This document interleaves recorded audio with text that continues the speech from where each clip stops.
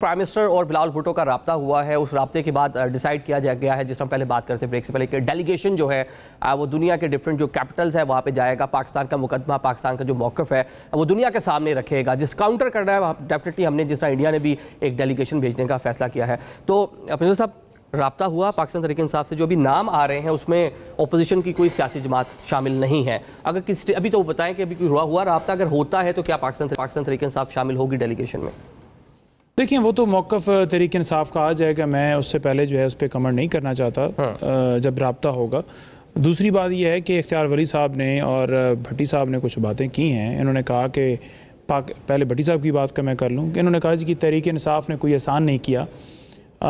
پاکستان کے حق میں بیان دینے کے حوالے سے, پاکستان کا دفاع کرنے کے حوالے سے, جس طرح سوشل میڈیا کے اوپر بھرپور طریقے سے ہمارے وارئرز نے ساتھ دیا, خان صاحب کی سٹیٹمنٹ ہوں یا دیگر رہنماؤں کی ہوں, کھل کے پاکستان کے موقف کو سپورٹ کیا اور بھارت کے خلاف محاذ سنبھالا, تو کوئی احسان نہیں ہے. دیکھیں, ہم یہ احسان جتلانے کی بات نہیں کر رہے.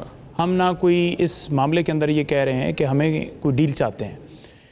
پہلی بات تو یہ ہے کہ یہ ہمارے حوالے سے یہ کہا جاتا تھا یہ دہشت گرد ہیں, یہ انتشاری ہیں. عمران خان صاحب کے حوالے سے یہی بات کی جاتی تھی کہ یہ تو فتنہ ہے, اس جماعت کے اوپر تو پابندی لگا دینی چاہیے. عطا نے پریس ٹاک کی ہے اس بات کے اوپر, پابندی لگانے جا رہے ہیں. تو یہ تمام تر چیزیں اس جماعت کو, جس کی مقبولیت, جس کے لیڈر کی مقبولیت آج 90%, 94% پہ آ گئی ہے, اس حوالے سے بات کر رہے تھے کہ یہ دہشت گرد ہیں. وہی دہشت گرد جو آج نظر آ رہا ہے کہ پاکستان کے دفاع کے اندر فرنٹ وارئر وہی کھڑے تھے.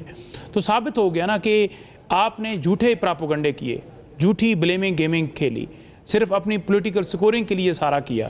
ثابت ہوا کہ ہم محب وطن پاکستانی ہیں, ہم پاکستان کے شہری ہیں, ہم دہشت گرد نہیں ہیں, ہم میڈیا کو سپورٹ نہیں کرتے, ہم پاکستان کی بقا کی خاطر جنگ لڑ رہے ہیں. آج ہمارا لیڈر اگر فرنٹ فٹ پر جو ہے وہ بات کر رہا ہے, اڈیالہ جیل کے اندر ہے, تو وہ پاکستان کی خاطر ہے.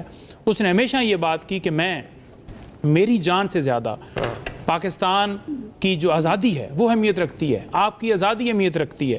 تو جو بندہ یہ موقف لیتا ہو, آپ اس کے حوالے سے جو بیانات دے رہے تھے, جو آپ نے کیسز بنائے, جو ایک موقف بنا رہے تھے, جو ایک نیریٹو بلڈ کر رہے تھے, اس نیریٹو کی ہار ہوئی ہے اور پاکستان کی جیت ہوئی ہے, پاکستان کی عوام کی جیت ہوئی ہے.